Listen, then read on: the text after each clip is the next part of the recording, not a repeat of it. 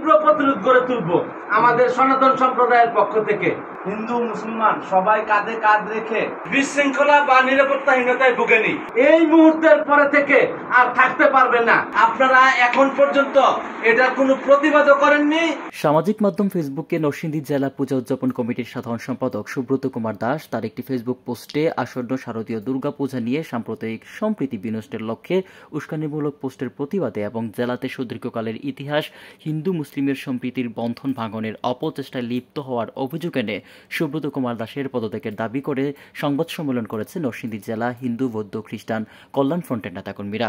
এই সময় লিখিত বক্তব্য পাঠ করেন দীপক কুমার বর্মন প্রিন্স। গতকাল দুপুরবেলায় হঠাৎ করে আমরা সোশ্যাল মিডিয়ায় একটি স্ট্যাটাস দেখতে পাই, যেটাতে উনি আশঙ্কা প্রকাশ করেছেন যে নরসিংদীতে দুর্গাপূজা সনাতন সম্প্রদায় করতে পারবেন কিনা উনি সংশয় প্রকাশ করেছেন।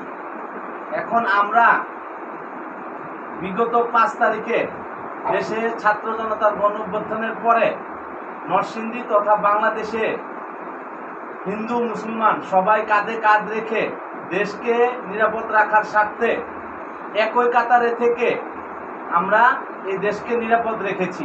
নরসিংদী শহরকে হঠাৎ করে একটি সাম্প্রদায়িক দাঙ্গার দিকে উনি ঠেলে দিয়েছেন, যার ফলস্বরূপ আমরা কালকে থেকে সকল শ্রেণীর মানুষের কাছে প্রশ্নবিদ্ধ হচ্ছি। হিন্দু বৌদ্ধ খ্রিস্টান কল্যাণ ফ্রন্টের পক্ষ থেকে উনার অপসারণ দাবি করছি এবং অনতিবিলম্বে তাকে আইনের আওতায় নেওয়া হোক। 1991 সালেও যখন সারা বাংলাদেশে বাবরি মসজিদ ভেঙে ফেলার পরে যেই একটা দাঙ্গা হয়েছিল নরসিংদীতে, তখনও হিন্দু সম্প্রদায়ের লোকজন একটু কোনো ধরনের বিশৃঙ্খলা বা নিরাপত্তাহীনতায় ভুগেনি এবং আপনারা অবগত আছেন যে 2002 সালে দুর্গাপূজা যখন সারা বাংলাদেশে ঘট পূজা হয়েছিল, নরসিংদীতে ঠিকই দুর্গাপূজা উৎসব মুখর পরিবেশে অনুষ্ঠিত হয়েছিল। কেন উনি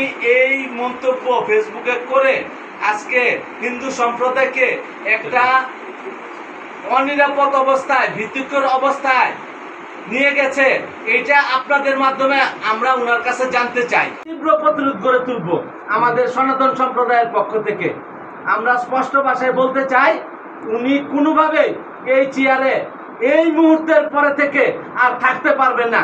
আমি পূজা উদযাপন কমিটি নরসিংদী জেলার সভাপতি সহ অন্যান্যদেরকে বলতে চাই, আপনারা এখন পর্যন্ত এটার কোনো প্রতিবাদও করেননি বা এটার পক্ষেও দাঁড়াননি। নীরবতা সম্মতির লক্ষণ, এটা আমরা ধরে নিতে পারি। তাইলে আপনাদের সাথে পরামর্শ করে উনি এটা করেছেন। নরসিংদী থেকে আশরাফুল ইসলাম সবুজ, আমার বার্তা।